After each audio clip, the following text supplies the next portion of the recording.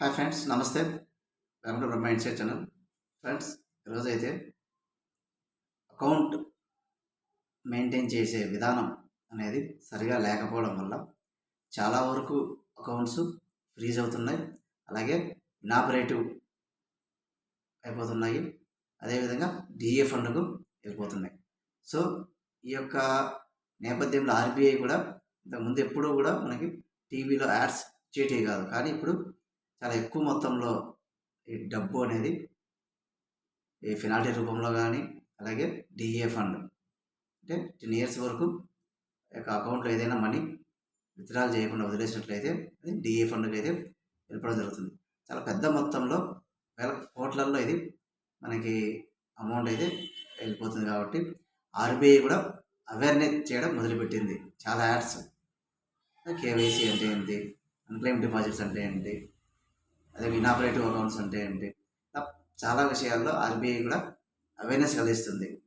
So ఎందుకంటే friends, banking అనేది చాలా అతిపెద్ద వ్యవస్థ. అది కోట్ల అకౌంట్ ఉండడంలో ఏదో కొన్ని 1% అకౌంట్స్ ఇనాపరేటివ్గా అయిపోయి ఆ అకౌంట్స్ మనం పట్టించుకోకుండా వదిలేస్తే ఒక 10 ఇయర్స్ వరకు వెయిట్ చేస్తుంది, ఆటోమేటిక్గా డిఏ ఫండ్కి వెళ్ళిపోవడం జరుగుతుంది. సో దీన్ని దృష్టిలో ఉంచుకొని కంప్లీట్ అకౌంట్ మెయింటైన్ ప్రాసెస్ అనేది ఈరోజు మీరు క్లియర్గా ఎక్స్ప్లెయిన్ చేస్తాం ఫ్రెండ్స్. ఎండ్ వరకు చూడండి, ఇది చాలా యూస్ఫుల్. ఎందుకంటే తెలియని తన వల్లనే ఇక మనీ అనేది చాలా వరకు లాస్ అవుతున్నాం అకౌంట్ హోల్డర్స్. ప్రధానంగా ఇల్లిటరేట్స్, అదేవిధంగా నిర్లక్ష్యం ధోరణి వల్ల కూడా ఈ యొక్క అకౌంట్స్ అనేటివి మనీ అయితే వెళ్ళిపోతుంది. కాబట్టి ఈరోజు అసలు అకౌంట్ అనేది ఎలా మెయింటైన్ చేయాలి, అకౌంట్ మనీ అనేది మనకి సెక్యూర్గా మన ప్రతి రూపాయి కూడా మనం పొందే విధంగా ఎలా వాడుకోవాలి అనే విషయం మీద మీకు క్లియర్గా ఎక్స్ప్లెయిన్ చేస్తాం ఫ్రెండ్స్. చూడండి, ఎండ్ వరకు చాలా యూస్ఫుల్ ఇది ఫ్రెండ్స్. మన అకౌంట్ అనేది చాలా సిస్టమేటిక్. ఇప్పుడు ప్రతిదీ కూడా ఆన్లైన్ అవుతుంది. ఇంతకుముందు ఆధార్ రాకముందు ఒక విధంగా ఉన్నట్లయితే ఆధార్ వచ్చిన తర్వాత ప్రతిదీ కూడా ఆధార్ బేస్డ్. అంటే కంపల్సరీగా మనకి ఐడి ప్రూఫ్ మనకి ఇండియాలో ప్రధానంగా తీసుకునేది ఆధార్. మీ యొక్క అకౌంట్ ఓపెనింగ్ సమయంలో మీ యొక్క అకౌంట్ నెంబర్కి ఏ మొబైల్ నెంబర్ ఇస్తుంటారో డెఫినెట్గా అదే మొబైల్ నెంబరు కంటిన్యూ చేయాలి. చాలా వరకు నెంబర్లు మారుస్తూ ఉంటాం, అదొక మిస్టేక్. అదేవిధంగా అకౌంట్ హోల్డర్ నామినీ, ఇంతకుముందు ఒక నామినీ ఉండేది ఫ్రెండ్స్, కానీ ఇప్పుడు ప్రతి అకౌంట్కు నలుగురిని నామినీ పెట్టుకోవచ్చు. అది priority wise, second one percentage wise. So nominee అనేది మన అకౌంట్కి మనకు ఎవరనేది ఖచ్చితంగా తెలియాలి. అదేవిధంగా మన అకౌంట్కి ఎన్పిసిఐ మ్యాపింగ్ అంటే ఆధార్ సీడింగ్ అనేది ఏ అకౌంట్కు ఉంది అనే విషయం కూడా అకౌంట్కు హోల్డర్కి తెలియాలి. సో ఇవన్నీ తెలియకపోవడం వల్లే సాధారణంగా మిస్టేక్ జరుగుతుంటాయి. ఎందుకంటే ఎక్కువ శాతం సో వాళ్ళ యొక్క అవసరాల రీత్యా వివిధ రకాల బ్యాంకుల అకౌంట్స్ ఓపెన్ చేస్తుంటారు.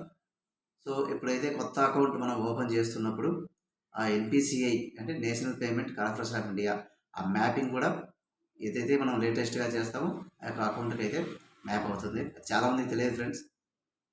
సో వాళ్ళు ఓల్డ్ అకౌంట్లోనే మ్యాప్ అయింది అనుకుంటారు. అలాంటి సందర్భంలో కూడా మనకు మిస్టేక్ జరుగుతుంటాయి.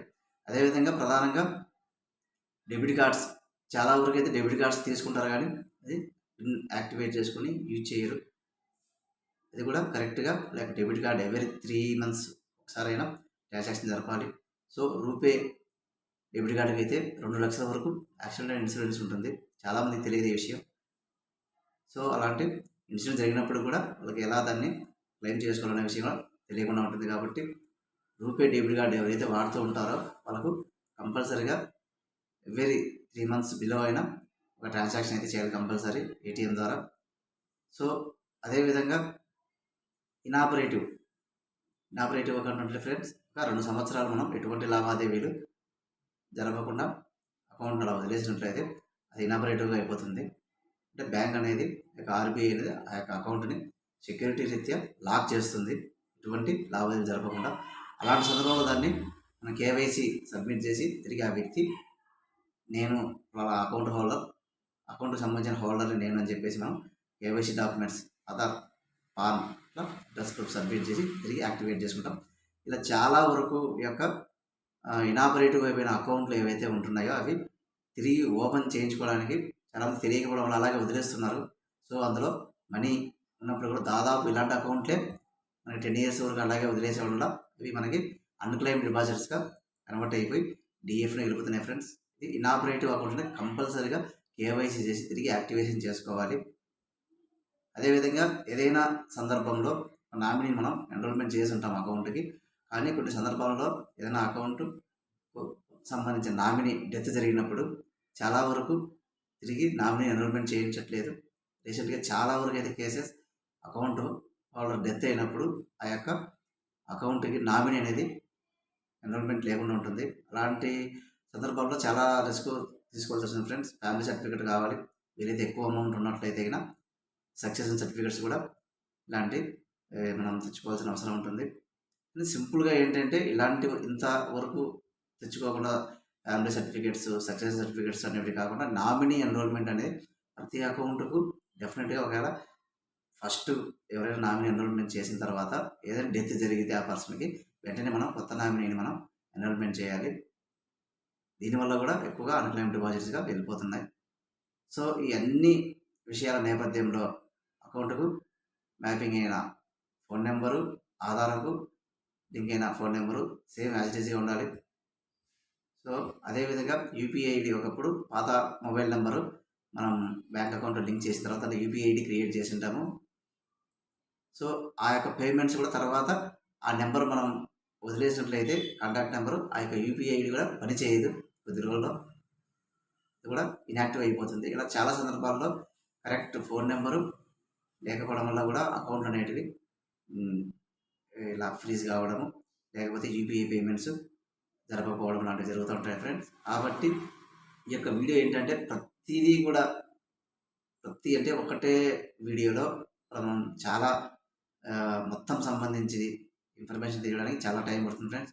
ఇప్పటికీ కూడా చాలా వరకు అయితే మీకు డెబిట్ కార్డ్ సంబంధించి కానీ, నామినీ సంబంధించి కానీ, ఇనాపరేటివ్ కేవైసీ సంబంధించి కానీ, సో అన్క్లెయిమ్ డిపాజిట్స్ మనం 10 years తర్వాత దాన్ని ఎలా విత్డ్రాల్ చేసుకోవాలి, ప్రతి విషయం కూడా మీకు మన ఛానల్లో అయితే కంప్లీట్ విడివిడిగా వీడియోలు అయితే చేయడం జరిగింది. మన యొక్క ఛానల్ యొక్క ప్రధాన ఉద్దేశం ఏంటంటే ఫ్రెండ్స్, కంపల్సరీగా బ్యాంకింగ్ సంబంధించి థరో నాలెడ్జ్ అయితే సంపాదించుకొని సో ఫైనాన్షియల్గా మనం ఎలా గ్రోత్ కావాలి అన్నదే మన యొక్క ఛానల్ యొక్క ప్రధాన ఉద్దేశం. సో కాబట్టి మన ఛానల్ని సబ్స్క్రైబ్ చేసుకోండి. చాలా వరకు వీడియోస్ ప్రతిదీ కూడా ఇంట్రెస్ట్ క్యాలిక్యులేషన్ కావచ్చు, వివిధ రకాలైన గవర్నమెంట్ స్కీమ్స్, పెన్షన్ స్కీమ్స్ చాలా వరకు మన ఛానల్లో పోస్ట్ చేయడం జరిగింది. చూడండి, అదేవిధంగా మీ ఫ్రెండ్స్ అండ్ ఫ్యామిలీగా షేర్ చేయండి. కంప్లీట్ మనం 100% నాలెడ్జ్ బ్యాంకింగ్లో సంపాదించుకున్నప్పుడు ఈ యొక్క మిస్టేక్స్ కానీ మనీ లాస్ కూడా కానీ జరగదు ఫ్రెండ్స్. అదేవిధంగా సబ్స్క్రైబ్ చేసుకోండి, మన ఛానల్ చాలా యూస్ఫుల్గా ఉంటుంది. Thank you friends, thank you for watching.